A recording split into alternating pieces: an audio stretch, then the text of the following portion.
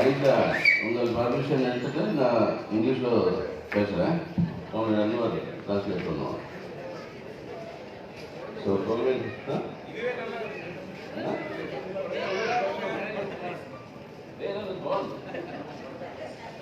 ஏன்னா birth place Madras general ஹாஸ்பிட்டலில். So அதுக்கு தான் கொஞ்சம் தமிழ் தெரியும், பேச முடியாது. உங்களுக்கு எல்லாருக்கி வணக்கம், ரெட் சல்யூட் சொல்லிட்டு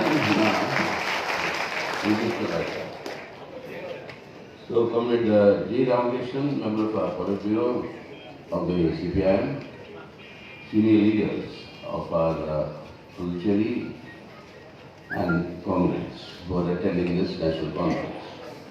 I think this national conference is, this state level party conference is being held at a very crucial time, both for the future of Puducherry and that of India. And I think it is the first such conference that is being held after Puducherry acquired an independent organizing committee status of the Communist Party of India Marxist. And therefore my congratulations to all of you here and my revolutionary greetings on behalf of the party's Central Committee and the Politburo. அன்பார்ந்த தோழர்களே, எனக்கு தமிழ் தெரியாது. தமிழகத்தில் நான் பிறந்தவன் என்று சொன்னாலும் சென்னையில் தான் நான் பிறந்தேன் என்றாலும் தமிழ் சரளமாக பேச முடியாது என்ற காரணத்தினால் ஆங்கிலத்தில் பேசுகிறேன். அனைவருக்கும் வணக்கம். இங்கே கூட்டத்திற்கு தலைமை தாங்குகின்ற தோழர் ராஜாங்கம் அவர்களே, அரசியல் தலைமை குழு உறுப்பினர் தோழர் ஜி. ராமகிருஷ்ணன் அவர்களே, மேடையில் வீட்டிருக்கின்ற மூத்த தலைவர்களே, அனைவருக்கும் என்னுடைய வணக்கத்தை தெரிவித்துக் கொள்கின்றேன். இப்பொழுது முதல் முறையாக புதுச்சேரியிலே இத்தகைய ஒரு கருத்தரங்கை மாநாட்டை மார்க்சிஸ்ட் கம்யூனிஸ்ட் சார்பாக நாம் நடத்துகின்றோம். இது புதுச்சேரிக்கு மட்டுமல்ல, இந்தியாவுக்கு கூட மிக சிறந்த வழிகாட்டியாக இருக்கும் என்று நான் நம்புகின்றேன். புதுச்சேரி விடுதலை அடைந்த நாட்டிலிருந்து முதல் முறையாக புதுச்சேரியின் பிரச்சனைக்காக மார்க்சிஸ்ட் கம்யூனிஸ்ட் கட்சி குரல் கொடுக்கின்றது. அதற்காக நான் உங்களை என் சார்பாகவும் கட்சியுடைய மத்திய குழு சார்பாகவும் என்னுடைய புரட்சிகர வாழ்த்துக்களை தெரிவித்துக் கொள்கின்றேன். I heard that while coming to Puducherry that the BJP and the Prime Minister was supposed to come here with the propaganda that the double engine government will always be helpful and useful for the people and for the development of the concerned state. Now double engine is always got a double meaning. And the double meaning is that when there is a double engine on the train, one engine is in the front, one engine is in the back. The front engine, when it pulls the train in the one direction, if the back engine pulls the train in the other direction, the train doesn't move. And if a train doesn't move and stands at the same place, it will degenerate. That is the meaning of Modi's double engine government. And we have seen that continue in Goa, in Karnataka, in Madhya Pradesh, in Maharashtra, and northeastern states, but most importantly in the state of Uttar Pradesh. What is said and what is actually done is entirely opposite of each other.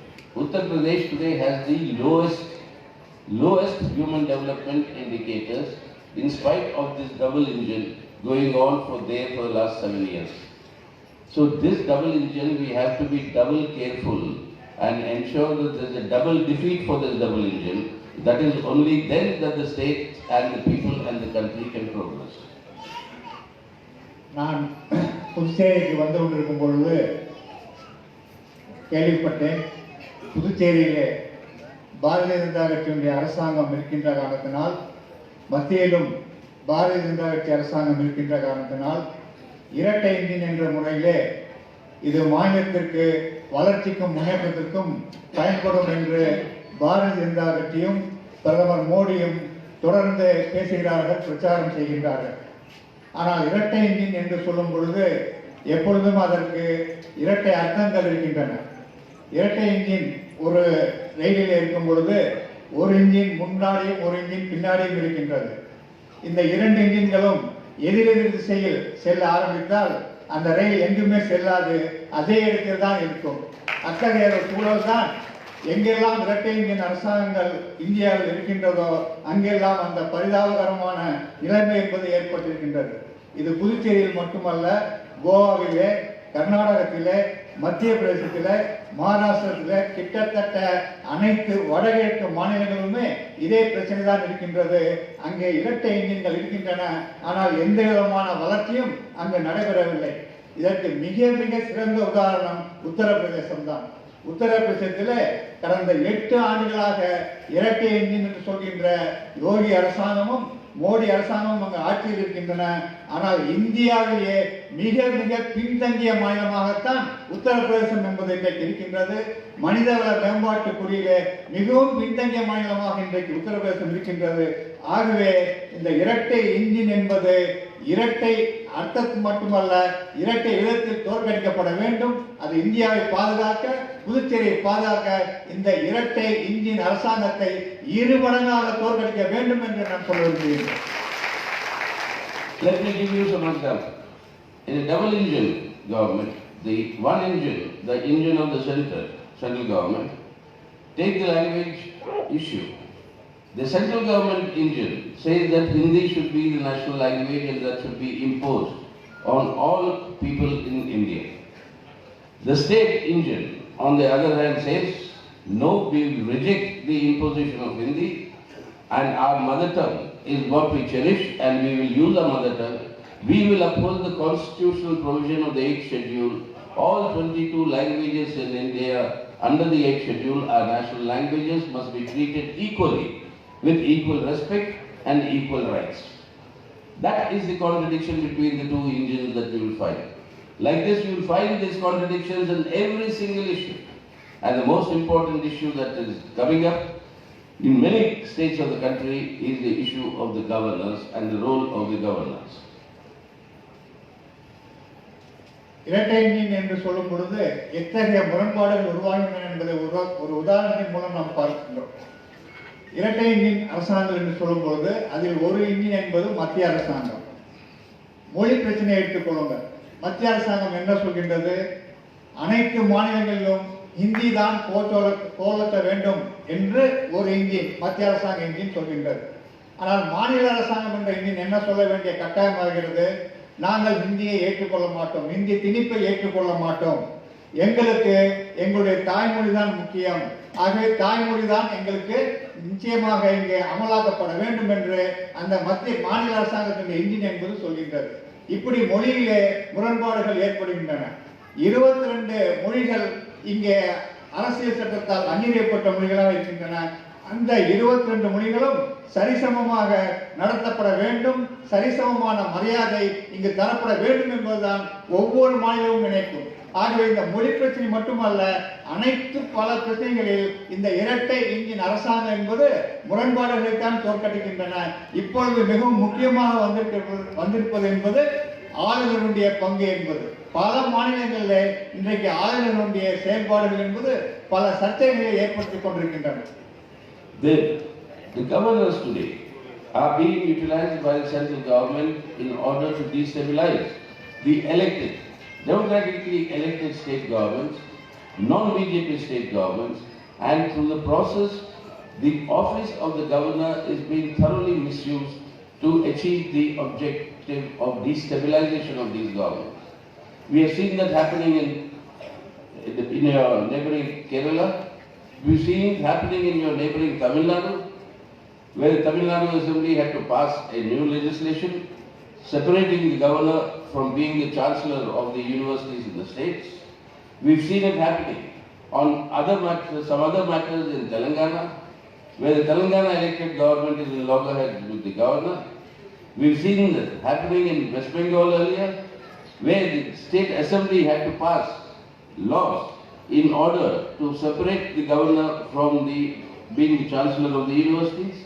So in all the states, and here you find the governor position being misused, and the lieutenant governors are actually one of the classic examples of how instead of moving towards giving full statehood to the union territories of Puducherry, on the contrary, the Lieutenant Governor's office is utilized in order to convert it into a satellite of the central government. Now, this is the manner in which federalism is being assaulted in our country, and this sort of federalism, in the name of a double-engine government, this sort of federalism is something not acceptable. And from this convention, from this conference, on behalf of the people of Puducherry, we have to unequivocally say Puducherry must be given full statehood, and this full statehood must come with all the rights that are there enshrined in the Constitution under the spirit of federalism. பல மாநிலங்களிலே, குறிப்பாக பாரதிய ஜனதா கட்சி அல்லாத மாநிலங்களிலே ஆளுநர்கள் என்பது எதற்காக பயன்படுத்தப்படுகிறார்கள்? மக்களால் தேர்ந்தெடுக்கப்பட்ட அந்த மாநில அரசாங்கங்களை கவிழ்ப்பதற்கும் அந்த மாநில அரசாங்கத்தினுடைய செயல்களை சிதைப்பதற்கும் தான் ஆளுநருடைய அந்த பதவி என்பது பயன்படுத்தப்படுகின்றது. இது கேரளாவில் நடக்கின்றது, பக்கத்து மாநிலமான தமிழகத்தில் நடக்கின்றது, அதே போல தெலுங்கானாவில் நடக்கின்றது, பல மாநிலங்களில் இவை நடந்து கொண்டிருக்கின்றன. தமிழ்நாட்டிலே சட்டமன்றம் தீர்மானம் போட வேண்டிய அவசியம் வந்தது. வேந்தர் பொறுப்பில் இருந்து ஆளுநர் என்பது நீக்கப்பட வேண்டும் என்ற அந்த தீர்மானம் அங்க போட வேண்டிய அவசியம் என்பது வந்திருக்கிறது. இன்றைக்கு கேரளாவிலும் அந்த நிலைமை என்பது வந்திருக்கின்றது. இதற்கு முன்பு மேற்கு வங்காளத்தில் கூட இத்தகைய தீர்மானம் போட வேண்டிய அவசியம் என்பது இன்றைக்கு வந்திருக்கின்றது. ஆகவே ஆளுநர்கள் என்பவர்கள் எதற்காக பயன்படுத்தப்படுகிறார்கள்? அந்த பதவி என்பது எதற்காக பயன்படுத்தப்படுகின்றது? மக்களால் தேர்ந்தெடுக்கப்பட்ட மாநில அரசாங்கங்கள், குறிப்பாக பாரதிய ஜனதா கட்சி அல்லாத மாநில அரசாங்கங்களை அவற்றை சீர்குலைப்பதற்காகத்தான் அந்த பொறுப்பு என்பது, அந்த பதவி என்பது இன்றைக்கு பயன்படுத்தப்படுகின்றது. புதுச்சேரியில துணைநிலை ஆளுநர், லெப்டினன்ட் கவர்னர் என்று சொல்லப்படுகின்ற துணை ஆளுநர் இருக்கின்றார். அவர் என்ன செய்கின்றார்? பாண்டிச்சேரிக்கு, புதுச்சேரிக்கு மாநில அந்தஸ்து பெற்று தருவதற்கான உதவி செய்வதற்கு பதிலாக புதுச்சேரியை மத்திய அரசாங்கத்தினுடைய ஒரு தொங்கு சதையாக மாற்றுவதற்காக அவர் முயற்சி செய்து கொண்டிருக்கின்றார். அதை நாம் அனுமதிக்க கூடாது, அது ஏற்றுக்கொள்ளப்பட முடியாது. கூட்டாட்சி தத்துவத்திற்கு அது எதிரானது. புதுச்சேரி மக்களுடைய நன்மைக்காக நிச்சயமாக புதுச்சேரி என்பது மாநில அந்தஸ்து பெற வேண்டும். முழு மாநில உரிமைகள், அரசியல் சட்டத்தில் ஒரு மாநிலத்திற்கு என்ன உரிமைகள் தரப்பட்டிருக்கின்றனோ அத்தனை உரிமைகளும் புதுச்சேரிக்கு கிடைக்க வேண்டும். அந்த திசை வழியில் நாம் செல்ல வேண்டும் என்று நான் கூற விரும்புகின்றேன். On the other hand, you also see how today, along with the destruction of federalism, even the democratic expression, verdicts and mandates of the people are being destroyed. The BJP today has employed a new principle that whoever may win the elections, the BJP will form the government. And that is the new law for the BJP. We've seen that happening in Goa, we've seen that happening in Karnataka, in Madhya Pradesh, in Maharashtra, in many of the northeastern states. So what is the meaning of this? That people reject the BJP, but the BJP forms the government by misusing its tremendous money power, its power of control of the central agencies which it unleashes against those who oppose it, with the ED and the CPI working as the political agents of this government, and in that process target the political opposition, and thereby you ensure that you create a majority when you don't have it. And this various techniques are used for this. In Puducherry, I am told there is a new technique, and the new technique was the nominated MLAs. And these nominated MLAs can convert a minority into a majority for the BJP because they have been given the right to vote. So in this way, even when people reject it, through manipulation, they come and form the government, and on that basis control. On that basis control to implement the agenda that they are setting out to do. So this is a dangerous assault on democracy, and this will have to be resisted. by all the states where this sort of interference is going on, and particularly by smaller union territories who want statehood but is not being given, like Puducherry. This has to be very strongly resisted.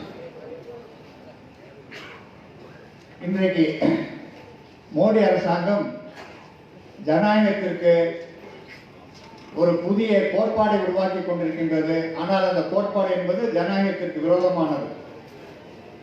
தேர்தல்கள் நடைபெற்றால் யார் வேண்டுமானாலும் வெற்றி பெறலாம், ஆனால் BJP மட்டும்தான் அரசாங்கத்தை அமைக்கும். அத்தகைய ஒரு சூழலை இன்றைக்கு பாரதிய ஜனதா கட்சி உருவாக்கி கொண்டிருக்கின்றது. தேர்தலில் பாரதிய ஜனதா கட்சி தோற்கும், ஆனால் அரசாங்கத்தை பாரதிய ஜனதா கட்சி தான் அமைக்கும். இதுதான் கோவாவில் நடந்தது, கர்நாடகத்தில் நடந்தது, மத்திய பிரதேசத்தில் நடந்தது. மக்கள் பாரதிய ஜனதா கட்சியை நிராகரிக்கின்றனர், ஆனால் பாரதிய ஜனதா கட்சி தான் அரசாங்கத்தை அமைக்கிறது. எப்படி அமைக்கின்றது? தன்னுடைய பல்வேறு புலனாய்வு அமைப்புகளை வைத்து அமலாக்கத்துறை, CPI போன்ற பல்வேறு அமைப்புகளை தவறாக பயன்படுத்தியும், தன்னிடம் இருக்கின்ற பணபலத்தை பயன்படுத்தியும், எதிர்கட்சியில் இருக்கின்ற 4 சட்டமன்ற உறுப்பினர்களை, தலைவர்களை விலைக்கு வாங்கி இது ஆட்சியை அமைக்கின்றது. நான் கேள்விப்பட்டேன், புதுச்சேரியில் இன்றைக்கு புதிதாக நியமன சட்டமன்ற உறுப்பினர்கள் என்பதன் மூலம் ஆட்சி அமைக்கப்பட்டிருக்கிறது என்று சொல்லி, இந்த நியமன சட்டமன்ற உறுப்பினர்களுக்கு வாக்குரிமை தரப்பட்டு அவர்கள் மூலமாக பெரும்பான்மை அமைக்கப்பட்டு இன்றைக்கு ஆட்சி அமைக்கப்பட்டிருக்கிறது என்ற ஒரு கொடூரம் என்பது இன்றைக்கு அரங்கேற்றம் செய்யப்பட்டிருக்கின்றது. எனவே மக்கள் பாரதிய ஜனதா கட்சியை நிராகரித்தாலும் மத்திய அமைப்புகளை வைத்துக் கொண்டு ஆட்சி அமைக்கின்ற ஒரு ஜனநாயக படுகொலை இன்றைக்கு பாரதிய ஜனதா கட்சி அரசாங்கம் நிறைவேற்றிக் கொண்டிருக்கின்றது. மத்தியில் இருக்கின்ற மோடி அரசாங்கம் இது மிக மிக ஆபத்தானது. ஜனநாயகத்தின் மீது மிகப்பெரிய கொடூரமான தாக்குதல்.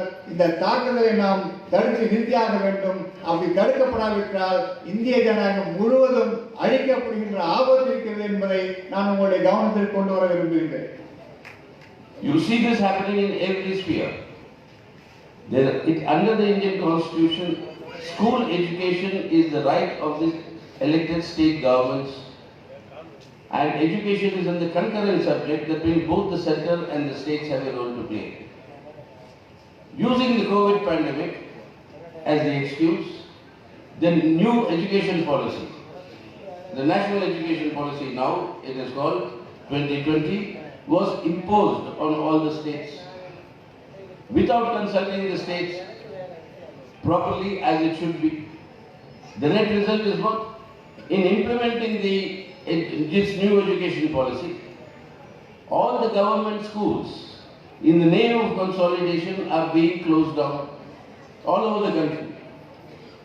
Because school education, being under the state governments, their syllabus and what is taught to the children, in which language it is taught to the children, are all decided by the state governments. They want to impose Hindi. They want to control the syllabus of what do the students learn. And they want to impose.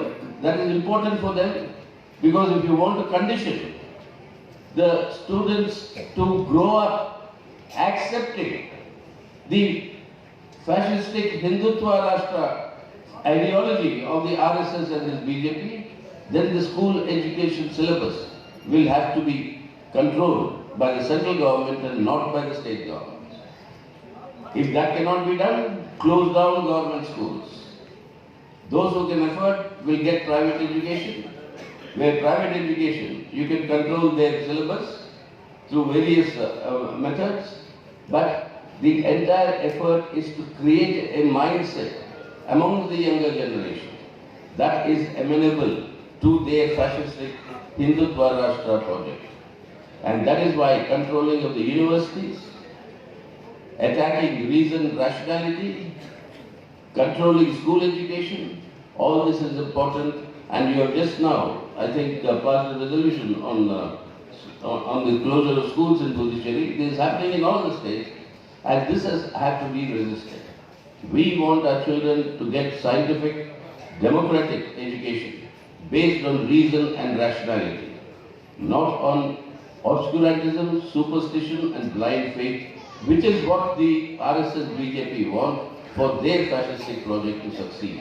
And this is a big battle in which we as the CPIM will have to play an important role in upholding scientific temper and fighting against irrationality and unreason. Modi அரசாங்கத்தினுடைய இந்த ஜனநாயக எதிர்ப்பு செயல்பாடுகள் என்பது அனைத்து அம்சங்களிலும் இன்றைக்கு திணிக்கப்படுகின்றன. உதாரணத்திற்கு பள்ளி கல்வியை எடுத்துக்கொள்ளுங்கள். கல்வி என்பதே மாநில அரசாங்கத்தினுடைய வரம்புக்கு உட்பட்டது. இன்றைக்கு அது மாநில அரசாங்கம் மத்திய அரசாங்கம் இரண்டு அதிகாரிகளுக்கும் உட்பட்டதாக இருக்கின்றது. சமீபத்தில் கோவிட்-19 வந்த பொழுது அதை காரணமாக பயன்படுத்தி புதிய கல்விக் கொள்கை 2020 என்பது இன்றைக்கு திணிக்கப்பட்டது. அவ்வாறு திணிக்கப்பட்ட பொழுது எந்த மாநில அரசாங்கமும் கலந்து ஆலோசிக்கப்படவில்லை. எங்கேயுமே எந்த விதமான ஜனநாயக கருத்தாக்கங்களும் உருவாக்கப்படவில்லை. மாறாக அது திணிக்கப்பட்டது. அது திணிக்கப்பட்ட காரணத்தினால் இன்றைக்கு பல பிரச்சனைகள் உருவாகி இருக்கின்றன. மோடி அரசாங்கம் என்ன நினைக்கின்றது? தங்களுடைய பாசிச குணமுடைய இந்து ராஷ்டிரா என்பதை அமலாக்க முயற்சி செய்கின்றது. அவ்வாறு அமலாக்க முயற்சி செய்யும் பொழுது இந்த பள்ளி கல்வியிலே கல்லூரிகளில் படிக்கின்ற மாணவர்கள் அதை நோக்கி தங்களுடைய சிந்தனையை பெற வேண்டும் என்று அவர்கள் நினைக்கின்றார்கள். அதற்காக புதிய கல்விக் கொள்கையை பயன்படுத்துகின்றார்கள். அதற்காக புதிய பாடத்திட்டத்தை பயன்படுத்துகிறார்கள். அந்த பாடத்திட்டத்தில் மாநில மொழிகளுக்கு எந்த உரிமையும் தரப்படுவதில்லை. மாநில பண்பாடுகளுக்கு எந்த விதமான ஒரு முக்கியத்துவம் தரப்படுவதில்லை. அங்கே ஒரே பண்பாடு ஒரே கலாச்சாரம் என்பதுதான் அங்கே திணிக்கப்படுகின்றது. அவ்வாறு திணிக்கப்படும் பொழுது அரசு பள்ளிகள் அதற்கு தடையாக இருக்கும் என்று சொன்னால் அரசு பள்ளிகள் மூடப்படுகின்றன. மாணவர்கள் தனியார் பள்ளிகளுக்கு தள்ளப்படுகின்றார்கள்.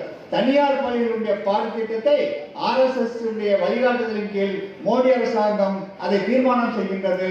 ஆகவே அவருடைய நோக்கம் என்பது இனி வருகின்ற தலைமுறை அவருடைய சிந்தனை என்பது இந்து ராஷ்டிராவை பாசிச குணமுடைய இந்து ராஷ்டிரா சிந்தனை கொண்டதாக அமைய வேண்டும் என்று அவர்கள் நினைக்கிறார்கள்.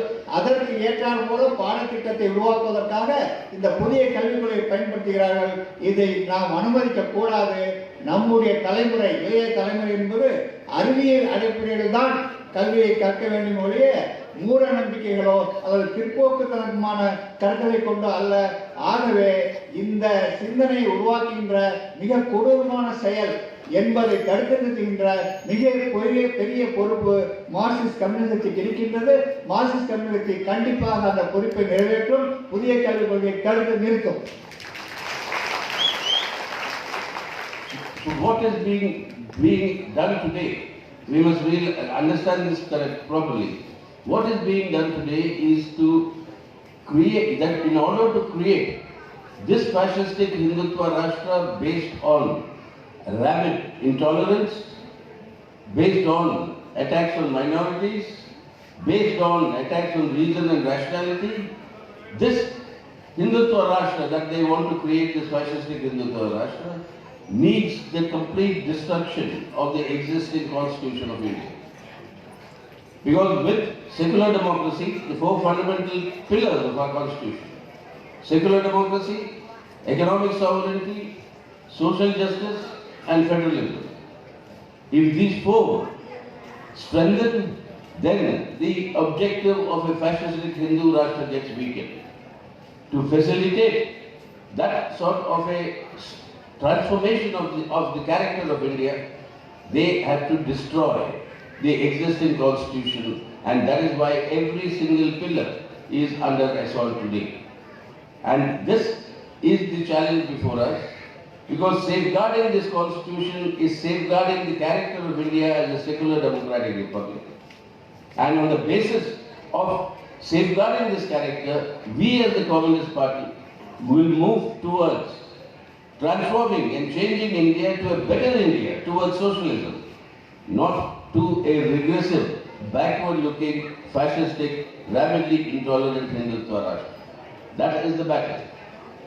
Do we want to take India into the brightness of the future, or do you allow India to go into the darkness of its past, which is what exactly that BJP and RSS are trying to do? That is the battle in which the CPIM has declared very clearly and firmly that we will meet this battle, defend India today, save India and its character, in order to change it for the better tomorrow and move towards the direction of socialism and not backwards into regression into the darkness of medievalism. இன்றைக்கு எத்தகைய சூழலில் தேசம் இருக்கிறது என்பதை நாம் அனைவரும் மிக தெளிவாக புரிந்து கொள்ள வேண்டிய கட்டத்தில் இன்றைக்கு இருக்கின்றோம். மோடி அரசாங்கம் என்ன நினைக்கின்றது, RSS என்ன நினைக்கின்றது, ஒரு இந்து ராஷ்டிர சமூக அமைப்பை உருவாக்க வேண்டும் என்று அவர்கள் நினைக்கிறார்கள், அதற்காக திட்டமிடுகிறார்கள். இந்த இந்து ராஷ்டிரா என்பது என்ன, எந்த விதமான மாற்று கருத்தை, யார் மாற்று கருத்தை சொன்னாலும் அந்த மாற்று கருத்தை ஏற்றுக்கொள்ள மாட்டார்கள். அந்த மாற்று கருத்தை நோக்கி அவர்கள் நிச்சயமாக தங்களுடைய எதிர்ப்பை காட்டுவார்கள். அதே போல சிறுபான்மை மக்கள் மீது கடுமையான தாக்குதல் என்பது தொடுக்கப்படும், மாநில மொழிகள் என்பது அளிக்கப்படும். எனவேதான் இதை நாம் அனுமதிக்க கூடாது. அவருடைய அந்த நோக்கத்திற்கு மிகப்பெரிய தடைக்கல்லாக இருப்பது என்பது நம்முடைய அரசியல் சட்டம். நம்முடைய அரசியல் சட்டம் என்பது 4 தூண்களை இன்றைக்கு 4 தூண்களை நின்று கொண்டிருக்கின்றது. 1 மதசார்பின்மை ஜனநாயகம் என்பது, 2 சமூக நீதி, 3 பொருளாதார சுதந்திரம், 4 கூட்டாட்சி தத்துவம். இந்த 4 தூண்களையுமே இன்றைக்கு அவர்கள் அழிப்பதற்காக முயற்சி செய்து கொண்டிருக்கின்றார்கள். இந்த அரசியல் சட்டத்தை அழித்தால்தான் இந்து ராஷ்டிராவை நோக்கி செல்ல முடியும் என்று அவர்கள் நினைக்கிறார்கள். அதற்கு நாம் அனுமதிக்க கூடாது. அரசியல் சட்டம் என்பது மாற்றப்பட வேண்டும் என்று சொன்னால் அது சோசியலிசத்தை நோக்கிதான் மாற்றப்பட வேண்டும், வெளியே அது பின்னோக்கி செல்லக்கூடாது என்பது நாம் தெளிவாக இருக்கின்றோம். ஆகவே இந்தியா என்ற அந்த கருத்தாக்கத்தை, அந்த கட்டமைப்பை காப்பாற்றப்பட வேண்டும் என்று சொன்னால் நிச்சயமாக நம்முடைய மத்திய காலத்தில் இருக்கின்ற அல்லது அதற்கு முன்னால் இருந்த அந்த இருண்ட காலத்திற்கு இந்தியா செல்லக்கூடாது என்று சொன்னால், ஒரு சிறந்த இந்தியாவை உருவாக்க வேண்டும் என்று சொன்னால் நிச்சயமாக இந்த அரசியல் சட்டமும் அதன் 4 தூண்களும் காப்பாற்றப்பட வேண்டும். இந்த அரசியல் சட்டத்தை காப்பாற்ற வேண்டும் என்று நாம் சொல்வதே பொருள் என்னவென்றால், இதை காப்பாற்றுவதன் மூலம் மேலும் ஒரு நல்ல செழுமையான மாற்றத்தை நோக்கி செல்ல வேண்டும். அந்த மாற்றம் என்பது சோசியலிச மாற்றமாக தான் நிற்க முடியும். எனவே இன்றைக்கு இந்த இந்து ராஷ்டிரா கொள்கைகளுக்கு எதிராக கண்டிப்பாக மார்க்சிஸ்ட் கம்யூனிஸ்ட் மிகப்பெரிய போராட்டத்தை நடத்தி கொண்டிருக்கின்றது. அந்த போராட்டத்தில் எல்லா ஜனநாயக சக்திகளும் பங்கேற்க வேண்டும். எத்தகைய ஆபத்தான சூழலில் இன்றைக்கு இந்தியாவும் சமூகம் இருக்கிறது என்பதை நாம் புரிந்தாக வேண்டும் என்று நான் உங்களிடம் எடுத்து சொல்ல கடமைப்பட்டிருக்கின்றேன். That India's character is changing is what our Prime Minister, Mr. Modi, is actually depicting in many ways. The Supreme Court, in that verdict that it gave on the Babri Masjid's destruction and allowed the temple to be constructed, said the temple will be constructed by a temple committee. Actually, the inauguration for the construction of the temple was done by a temple committee headed by the Indian Prime Minister, Mr. Modi. So, temple construction is led by the Prime Minister. Then, the Kashi Vishwanath corridor, in a religious ceremony, is actually inaugurated by the Prime Minister. The installation of the national symbol on the new Parliament building is done with a Hindu ritual by the Prime Minister. The Prime Minister performed the puja recently in Kedarnath before the Himachal and the Gujarat elections were announced. And the RSS regularly tweets what is the program, monthly program of the temple visits of the Prime Minister with the dates and the venues. So what is the image being constructed? That we are already a Hindutva Rashtra. So therefore the entire thing is accompanied by new laws on cow protection, against love jihad, and all these targeting the minorities. So this way, the character of Indian Republic is sought to be changed. That is what has to be resisted, fought and defeated. இன்றைக்கு பல்வேறு வழிகளிலே அந்த இந்து ராஷ்டிராவுடைய பல்வேறு அம்சங்களை அமலாக்குவதற்காக கடுமையாக முயற்சிகள் நடந்து கொண்டிருக்கின்றன. அந்த முயற்சிகளை பிரதம மந்திரியே முன்னின்று நடத்துகிறார் என்பதுதான் இன்றைக்கு கொடுமை. உச்சநீதிமன்றம் தீர்ப்பளித்தது, ராமர் கோவில், அயோத்தியில் ராமர் கோவில் கட்டப்பட வேண்டும் என்று.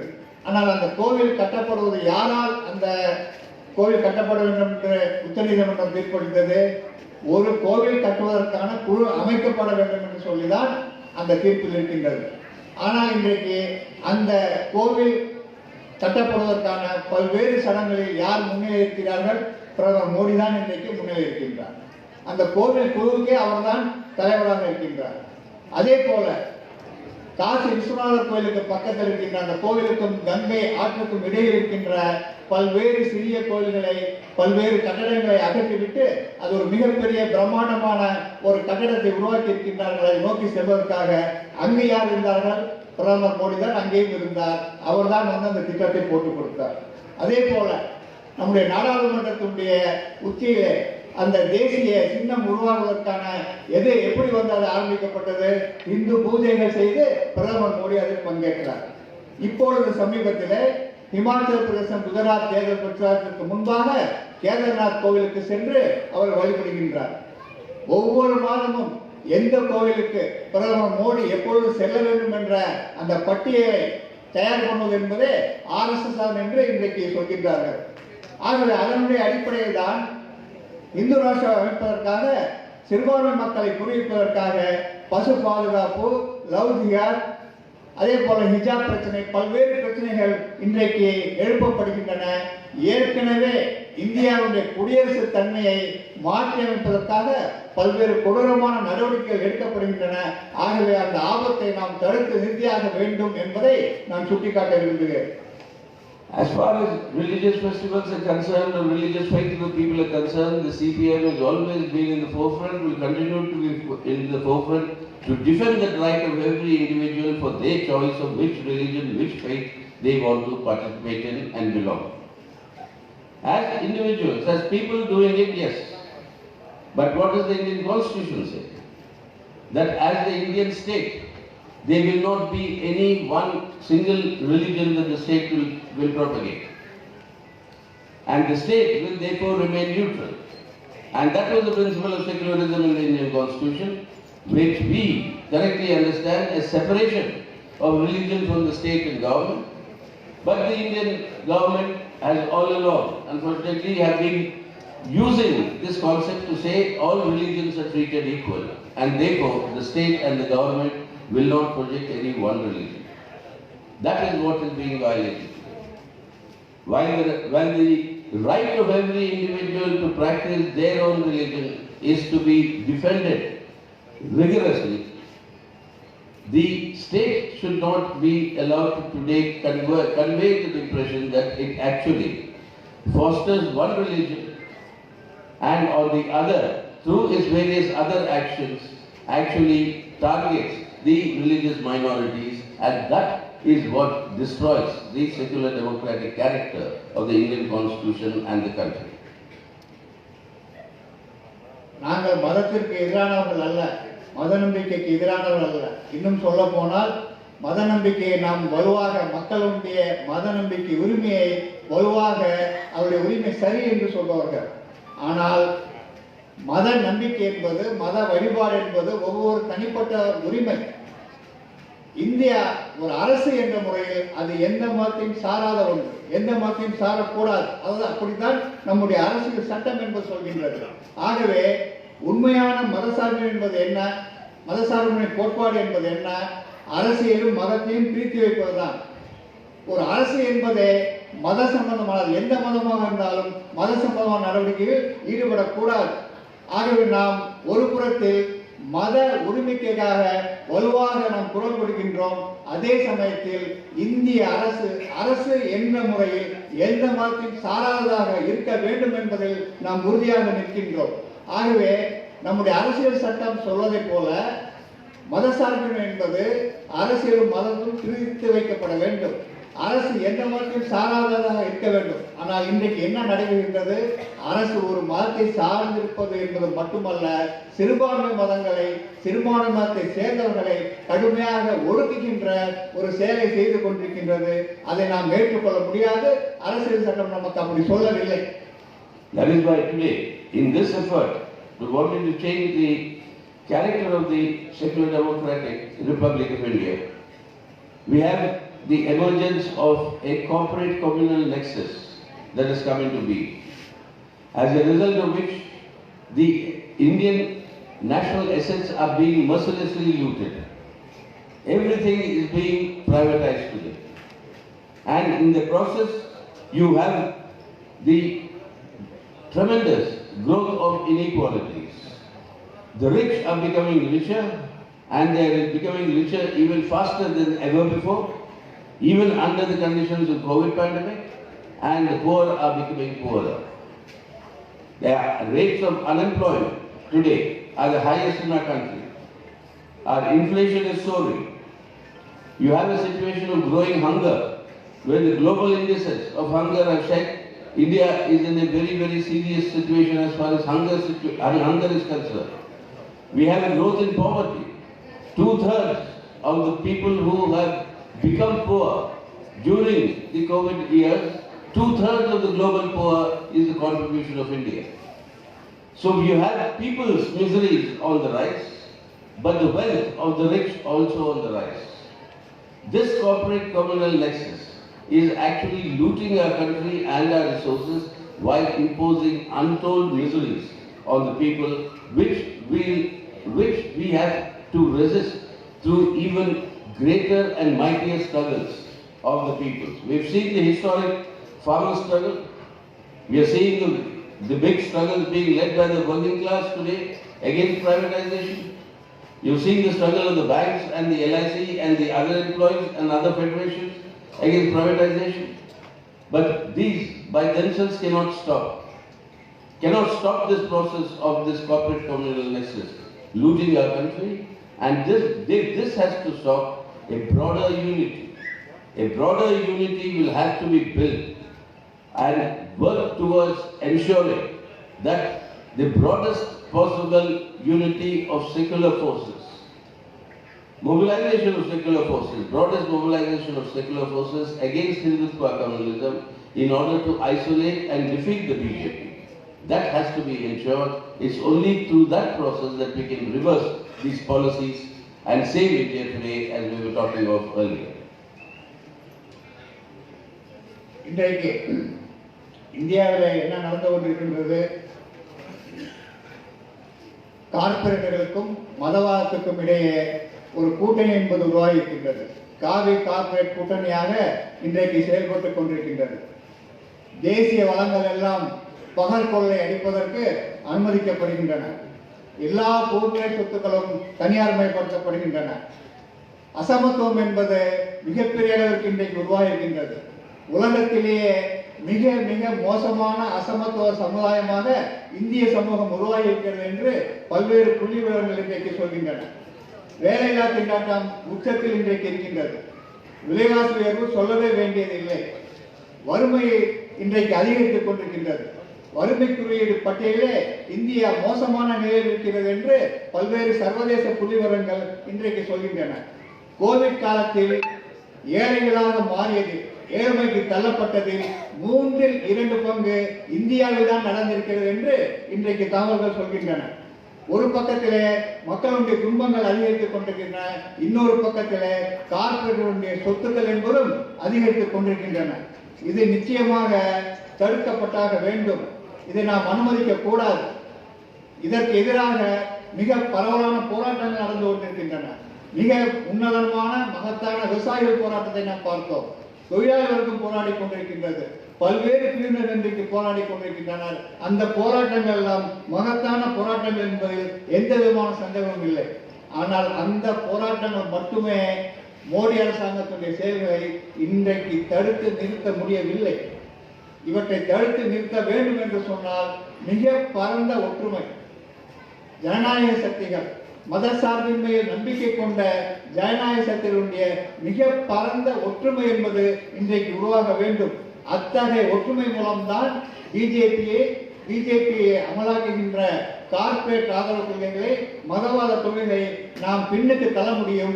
இன்றைக்கு நம் முன்னால் இருக்கின்ற மிகப்பெரிய அரசியல் கடமை என்னவென்று சொன்னால், இந்த காவி கார்ப்பரேட்டுக்கு எதிராக ஒரு மிக பரந்த மதசார்பினை நம்பிக்கை கொண்ட ஜனநாயக சக்திகளுடைய ஒற்றுமை நாம் உருவாக்கியாக வேண்டும் என்பதுதான். That is why today we have to be prepared for strengthening the people's struggles, and in Puducherry also.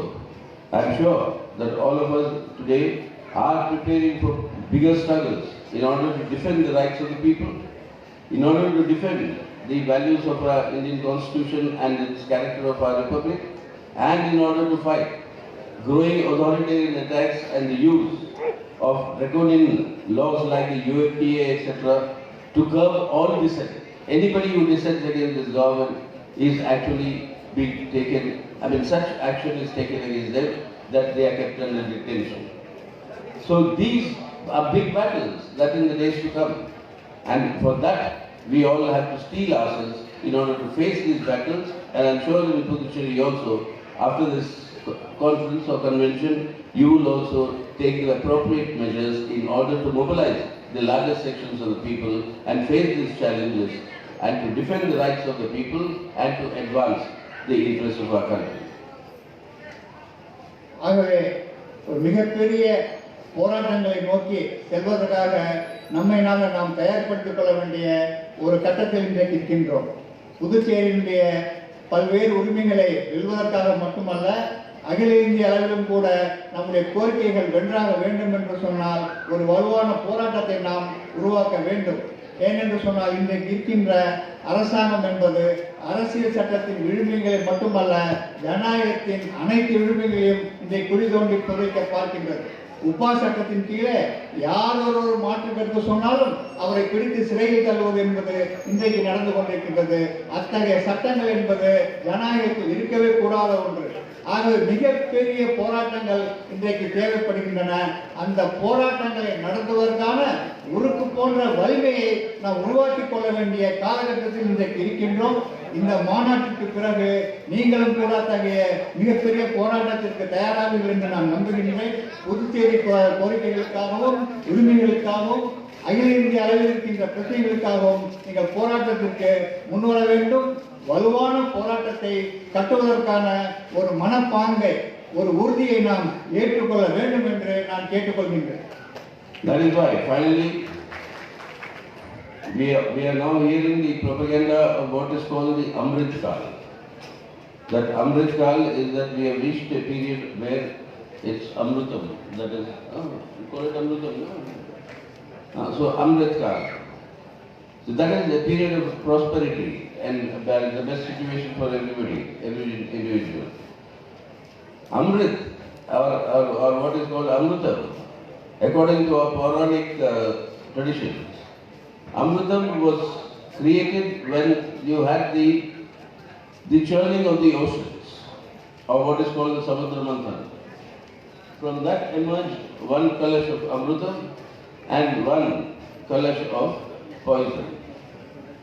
And the Puranic story goes that as soon as Amrutam and poison both came, the Rakshasas and Devatas who were waiting for the Amrutam, the first ones to lay their hands on the Amrutam were the Rakshasas. They took it and they ran away. And the Devatas managed to get it back from them. That is a different story how they managed to get it back from them. But today we are at a stage where the Amrutam has been taken by the Rakshasas and run away. We have to bring it back for the sake of India, for the sake of our people, for the sake of our prosperity, and that is the struggle that we have to involve ourselves in. Like the Devatas succeeded then in bringing them back, bringing Amrutam back, we will have to now intensify people's struggles. On that basis, mobilize the largest and the broadest mobilization of secular-minded people in order to take up this challenge of this fascistic vision of how to change the character of India that is taking place and to save India in order to change India for the better and move towards socialism. And that is the challenge before India, the people, and that is the big responsibility for the CPIM, which we are committed to discharge, to intensify these struggles for the sake of people's welfare, future, and that of safeguarding India and its secular democratic character. இன்றைக்கு பிரதமர் சொல்லிக் கொண்டிருக்கிறார், அமிர்த காலத்தில் நாம் வாழ்ந்து கொண்டிருக்கிறோம் என்று சொல்லி. அமிர்த காலம் என்று சொன்னால் எல்லா விதமான நன்மைகளும் கிடைக்கக்கூடிய ஒரு சொர்க்கம் நிறைந்த காலம் என்று பொருளாகும். ஆனால் புராணங்கள் என்ன சொல்கின்றன? பார்க்கடலை கடந்திருக்க பொழுது அந்த சமுத்திரங்களை பார்க்கடலை கடைந்திருந்த பொழுது அங்கு அமுதமும் வந்தது, விஷமும் வந்தது. அதை கடைந்து கொண்டிருந்த அந்த அரக்கர்கள், தேவர்களோடு சேர்ந்து கடைந்து கொண்டிருந்த அரக்கர்கள் அமிர்தம் வந்தவுடனே அந்த அமிர்தத்தை தூக்கி கொண்டு ஓடிவிட்டார்கள். ஆகவே தேவர்கள் அந்த அமிர்தத்தை கொண்டு வர வேண்டிய அவசியம் வந்தது. அதே போல இன்றைக்கு அந்த அமிர்தம், இந்த இந்திய குடியரசு என்ற அந்த ஜனநாயக தன்மை என்ற அந்த அமிர்தத்தை ஒரு சிலர் பிடித்து கொண்டு ஓட பார்க்கிறார்கள். அதை நாம் அனுமதிக்க கூடாது. அதை நாம் பிரித்து கொண்டாக வேண்டும். அதுதான் இந்தியாவுடைய எதிர்காலத்துக்கு மிக நன்மை. அந்த அமிர்த காலத்தை, இந்திய குடியரசுடைய விழுமியங்களை, ஜனநாயக விழுமியங்களை, மதசார்பின் விழுமியங்களை மீண்டும் கொண்டுவதற்கான ஒரு மிகப்பெரிய போராட்டத்தை நடத்துவதற்காக, ஒரு பரந்த அணியை உருவாக்குவதற்காக மார்க்சிஸ்ட் கம்யூனிஸ்ட் கட்சி தொடர்ந்து போராடும். அந்த சவாலை சந்திக்கும். அந்த வகையிலே நாம் இந்த இந்தியாவை பாதுகாக்க வேண்டும். இன்றைய இந்தியாவை பாதுகாப்பது என்பது நாளைய சோசியலிச இந்தியாவை படைப்பதற்கு என்பதை நாம் கவனத்தில் கொண்டு அத்தகைய மக்கள் போராட்டங்களை உருவாக்க வேண்டும் என்று நான் கேட்டுக்கொள்கிறேன். That's why finally I can only convey my revolutionary greetings to all of you in Puducherry, that in the coming days you have big battles before you, big challenges. The Puducherry is sought to be converted into a test case laboratory for the BJP, whether it's privatization, whether it's a question of various other policy measures that they are undertaking, whether it's the field of education, etc., and privatization of everything else, as a test case in order to see how they can penetrate into the rest of South India. These are big issues and big battles for the sake of safeguarding the rights of the people of Puducherry and for improving their livelihood in the future, and the character of the cultures and society in Puducherry. In all these battles, that the CPIM and all of you will come forward in much stronger and larger numbers in order to safeguard your culture, your traditions and your assets from being privatized and looted, and in that way the struggles will move forward in a much stronger way and united way. With this confidence, I once again greet all of you, convey my revolutionary greetings and say Inqilab Zindabad to all of you here in this country. தொடரே மீண்டும் ஒரு முறை அரசியல் தலைமை குழு சார்பாகவும் மத்திய குழு சார்பாகவும் உங்களுடைய இந்த முயற்சிகள் வெற்றி பெற வேண்டும் என்று நான்